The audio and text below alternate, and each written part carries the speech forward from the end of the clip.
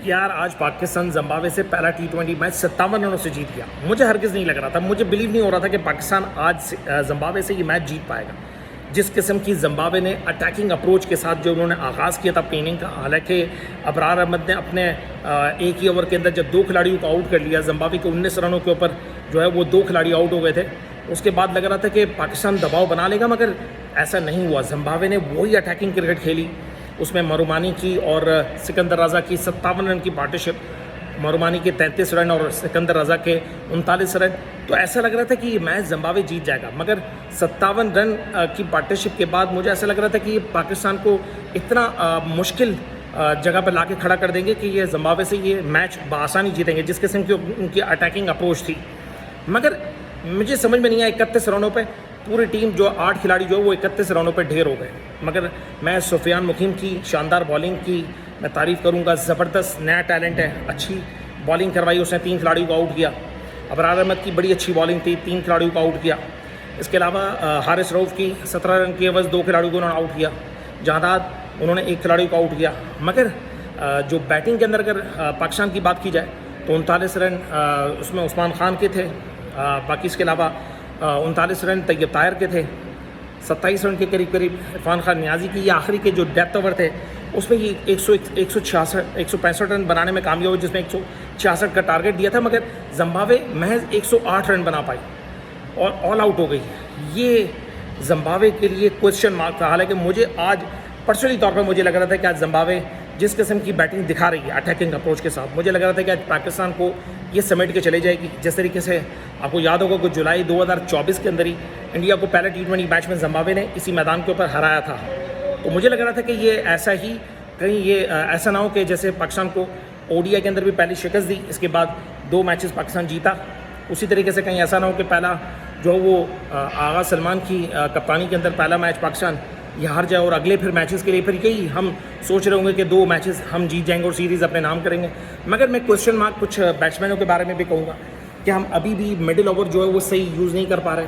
सलमान अली आगा के बारे में क्वेश्चन मार्क है, वो T20 में किस की बदौलत वो कप्तानी उनको सौंपी गई है। इसलिए कि कई लोग कह रहे हैं कि जो PSL के टॉप स्कोरर रह चुके हैं। बाकी इसके अलावा बहुत सारे क्वेश्चन मार्क हैं कप्तानी के अंदर, बहुत सारी चीज़ों के ऊपर। ऐसा नहीं कि आज पाकिस्तान जीत गई है तो ऐबों पे पर्दा डालना नहीं चाहिए, बल्कि ऐब जाहिर करने चाहिए, इसलिए कि नया टैलेंट है, उसको सही से यूज़ करना।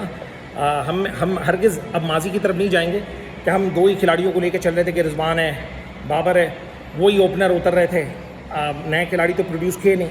अब जाहिर सी बात है, नया लड़का आ रहा है, उसमें गलतियाँ भी होंगी, सबक सीखेंगे, धीरे धीरे वो रन करेंगे। अगर आज ये हार भी जाते तो डिसअपॉइंटमेंट होने की ज़रूरत नहीं है। अगले और मैचेस मिलेंगे, अगली और सीरीज़ें मिलेंगी।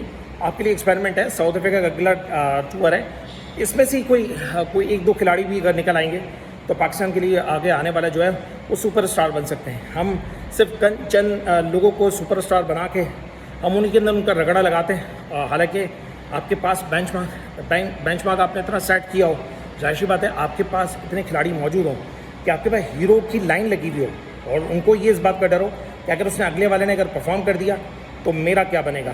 तो ये असल टीमें जो हैं इसी बुनियाद पर बनती हैं। बाकी ओवरऑल आज की फील्डिंग की और आज की जिस तरीके की नए बॉल के ऊपर जो प्रॉब्लम चल रही है पाकिस्तान की ओपनिंग बॉलिंग के ऊपर, कि वो अटैकिंग अप्रोच के साथ तमाम जो भी टीमें आ रही हैं, छोटी से छोटी टीमें भी आ रही हैं, वो नया बॉल के ऊपर अटैकिंग क्रिकेट यानी पावर प्ले के अंदर शुरू के जो 6 ओवर है उसमें बड़ी अग्रेशन के साथ खेलते हैं। पाकिस्तान की इन सारी चीज़ों में भी कमी है। पाकिस्तान नया बॉल को सही से वो यूज़ नहीं कर पा रहा, बॉलर सही यूज़ नहीं कर पा रहा, स्पिनर्स भी अगर यूज़ कर रहा है तो उनकी भी कुटाई हो रही है। पाकिस्तान अगर बैटिंग पे अगर उतर रहा है तो सही बैटिंग नहीं कर पा रहा, उनको बड़े स्कोर उनको मिलने चाहिए।